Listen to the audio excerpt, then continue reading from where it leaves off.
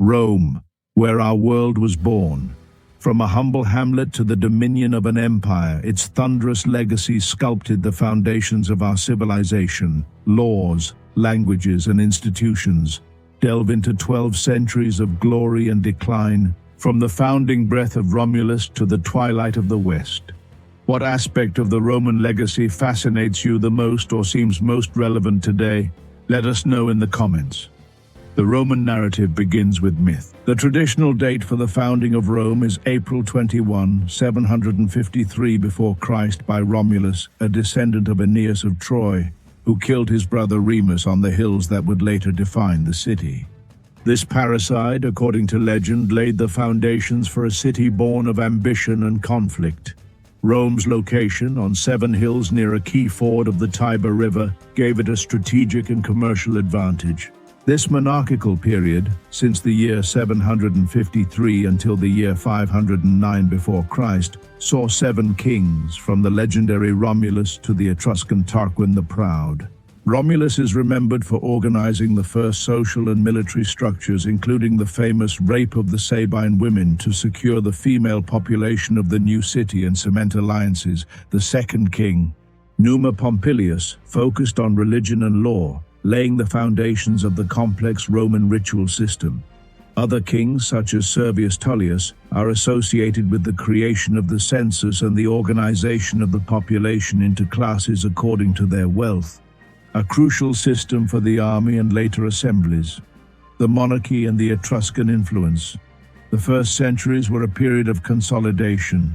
The Romans absorbed influences from neighboring Italic peoples, especially the Etruscans, an advanced people from northern Italy.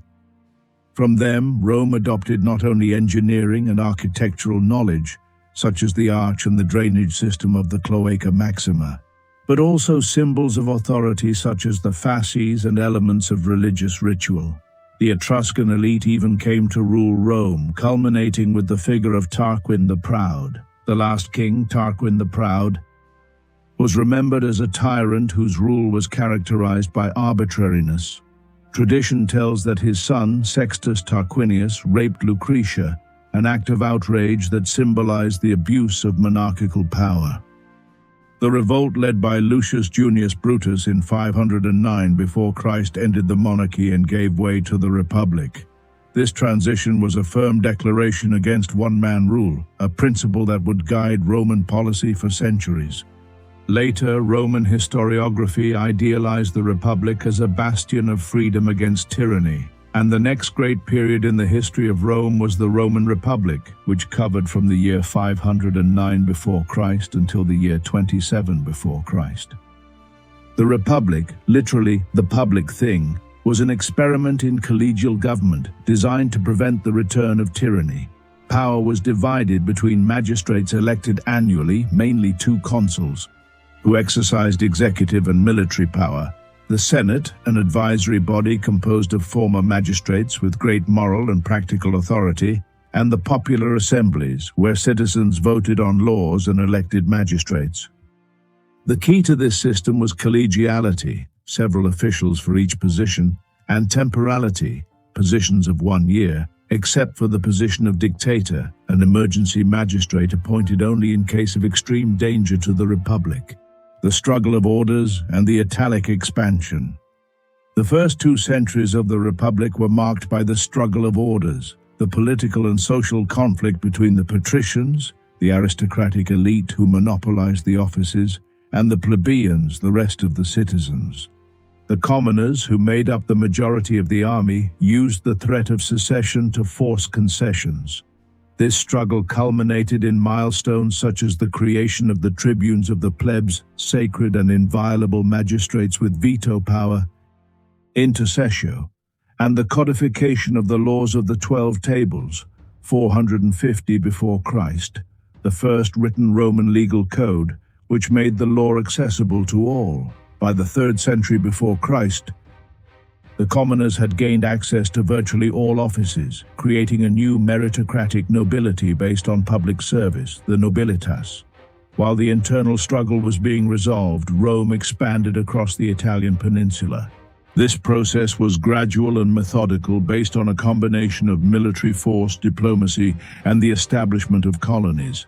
After subduing their Latin neighbors, defeating the fierce Samnites in a series of wars from the year 343 until the year 290 before Christ, and expelling Pyrrhus from Epirus, Pyrrhic Wars, Rome controlled all of Italy by 270 before Christ.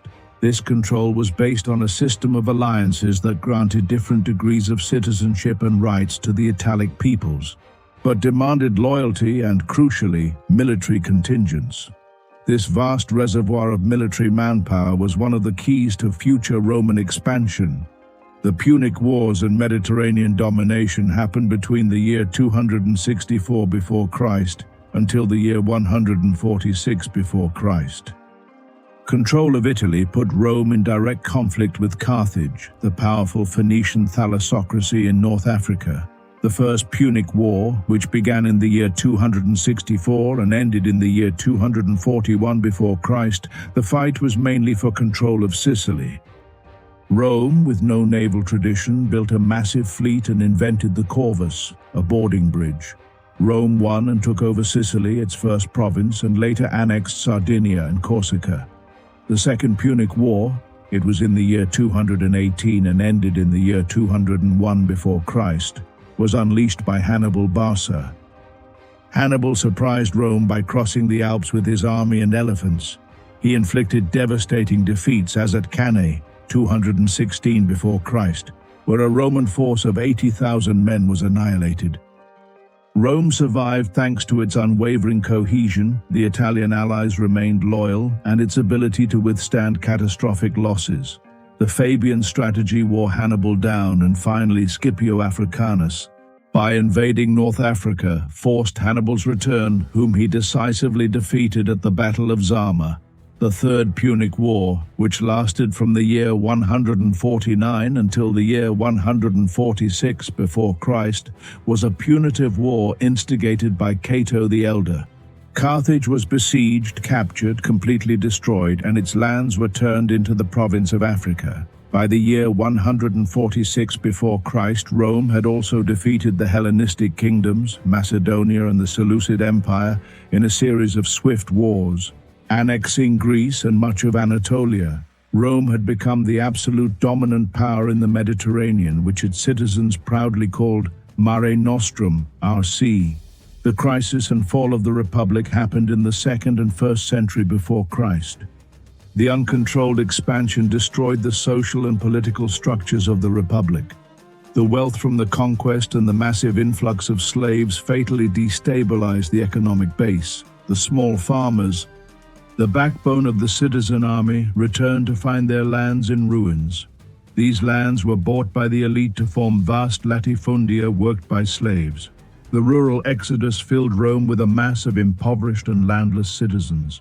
In the year 133 until the year 121 before Christ, Tiberius Gracchus attempted to revive ancient agrarian laws to redistribute public land.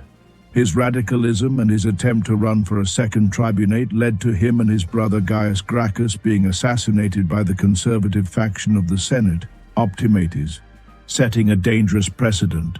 The use of political violence to resolve disputes. The collapse of the traditional system gave power to ambitious generals. Gaius Marius reformed the army, allowing the recruitment of propertyless citizens and making soldiers swear allegiance to the general. This transformed the legions into private armies. This led to the brutal social wars during the year 91 until the 88 before Christ, where the Italian allies fought for full Roman citizenship, and to the dictatorships of Sulla, who imposed himself by military force on Rome.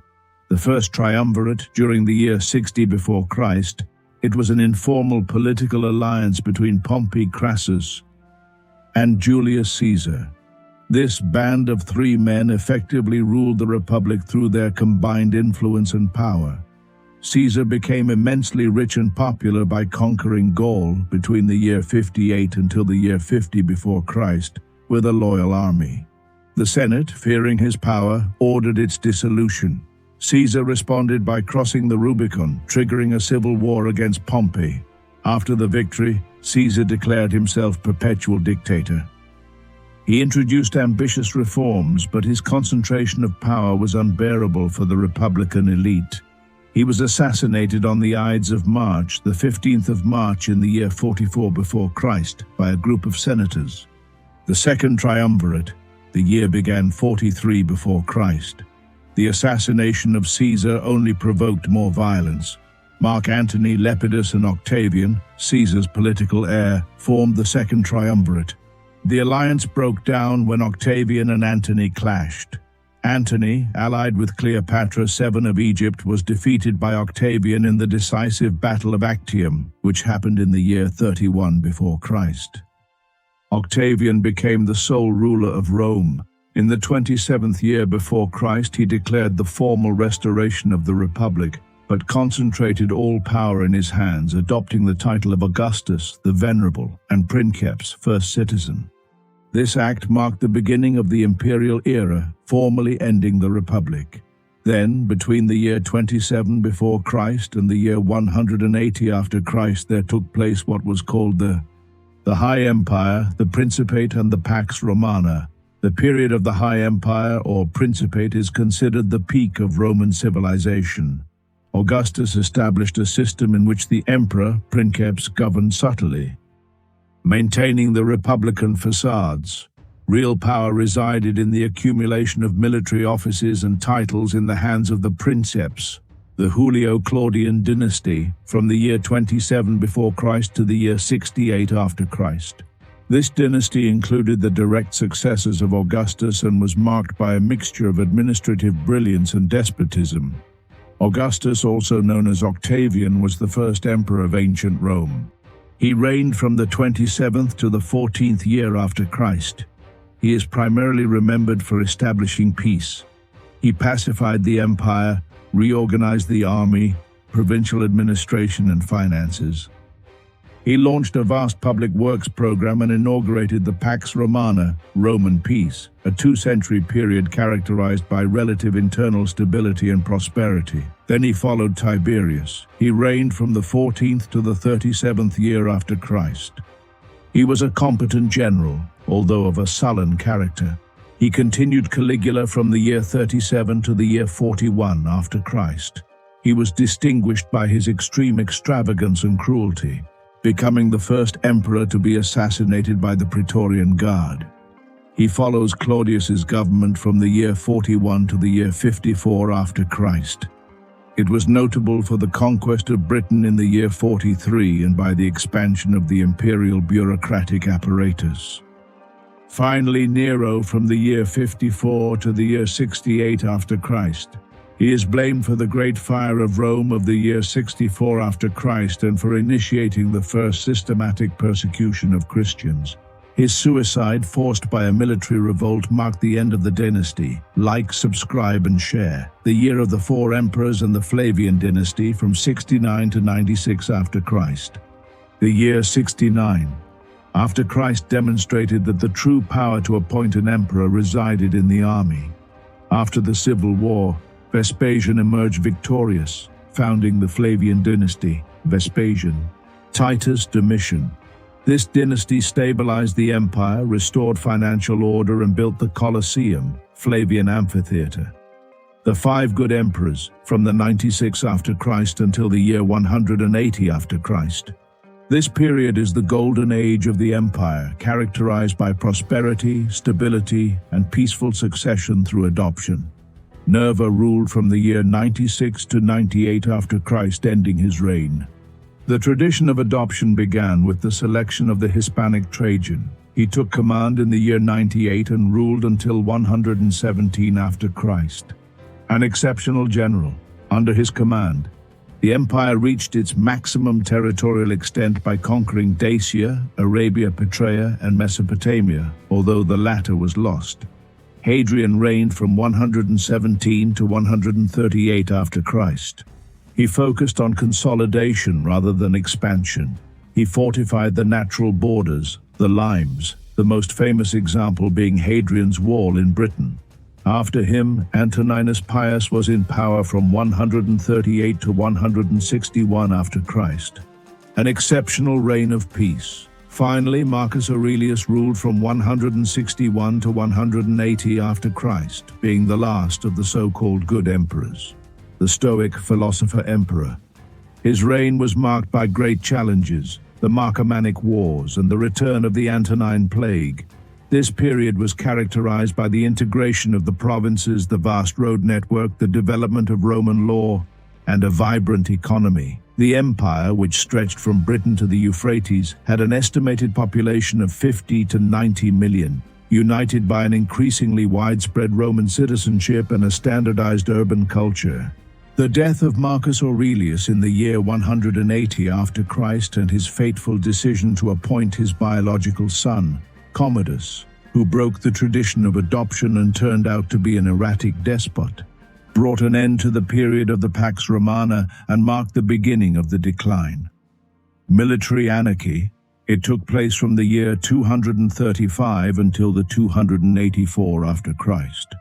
The assassination of Emperor Severus Alexander in 235 after Christ unleashed a period of profound crisis known as the military anarchy, where 26 emperors were proclaimed and assassinated in just 50 years.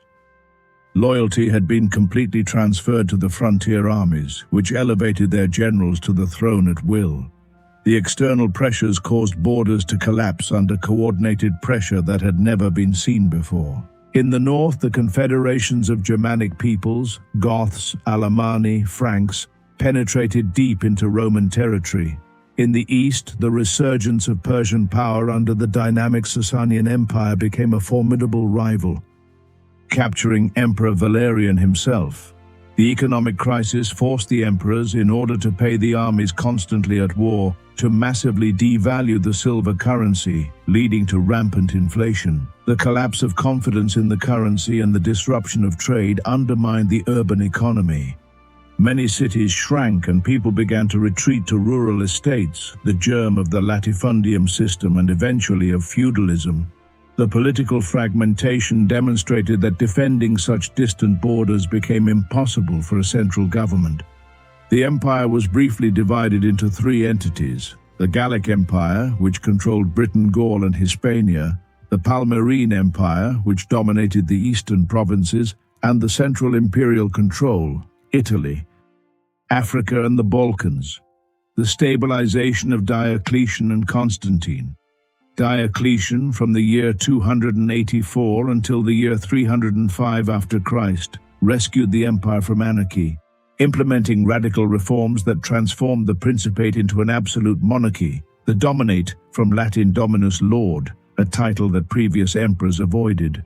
His tetrarchy concluded that the empire was too large to be governed by one man, dividing the government into four, with two Augusti, principal rulers, one for the east and one for the west, and two Caesars, successors and assistants, to facilitate the administration and defense of the vast territory.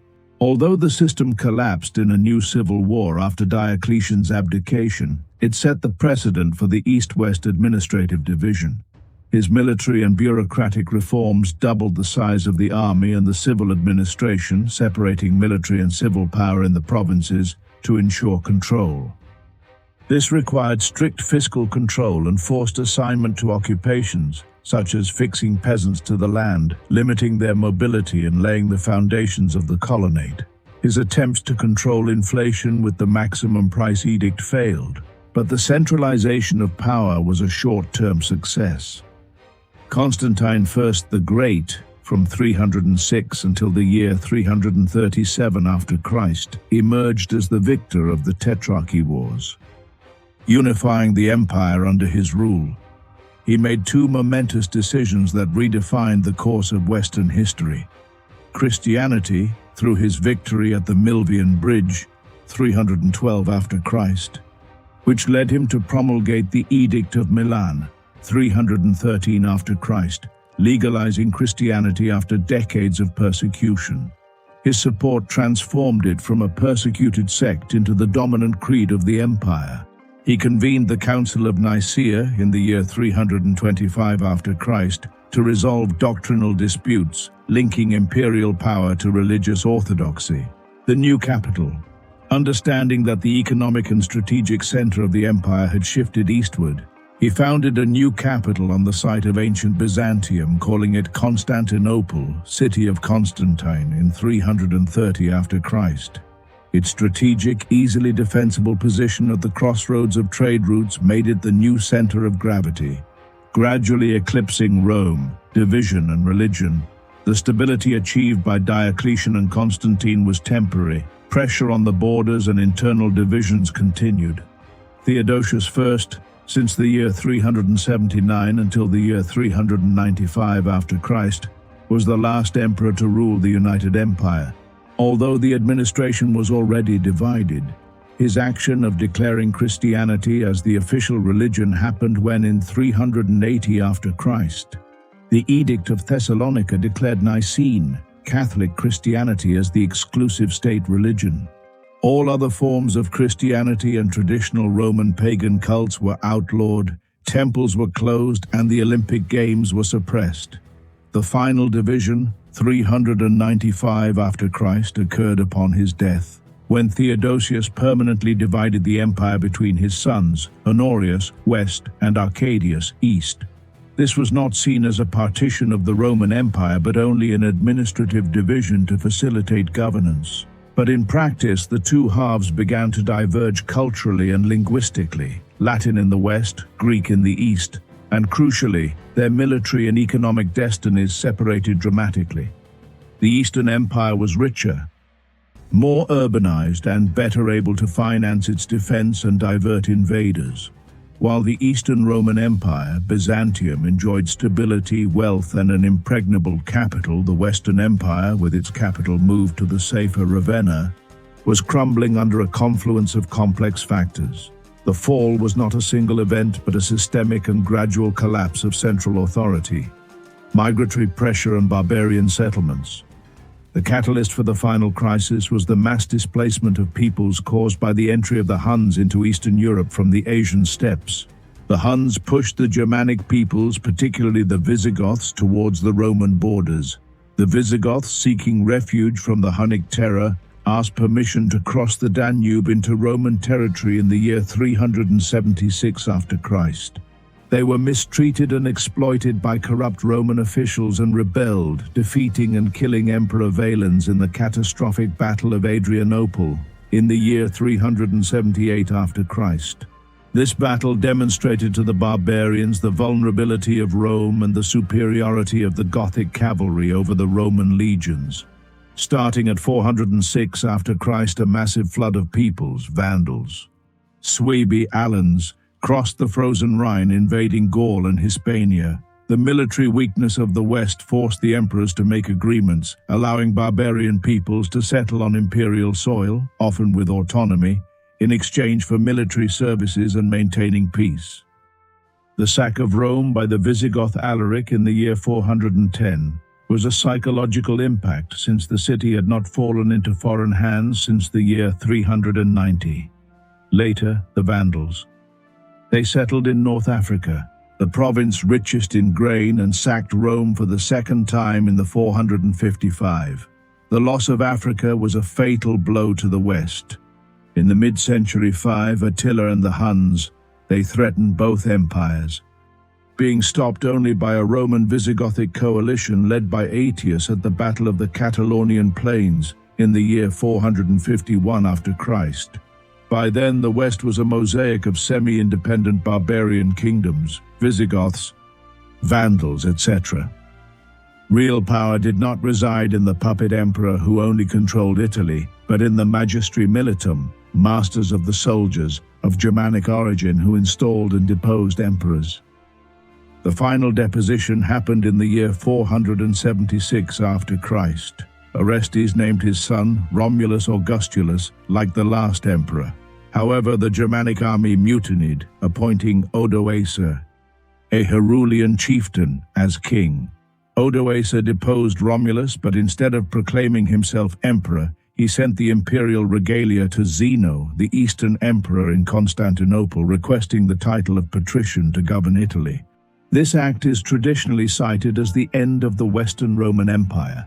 Despite the political collapse, cultural, legal, and linguistic Romanity endured. The Byzantine Empire, the East, survived and prospered for another 1,000 years, until 1453 being considered the direct continuation.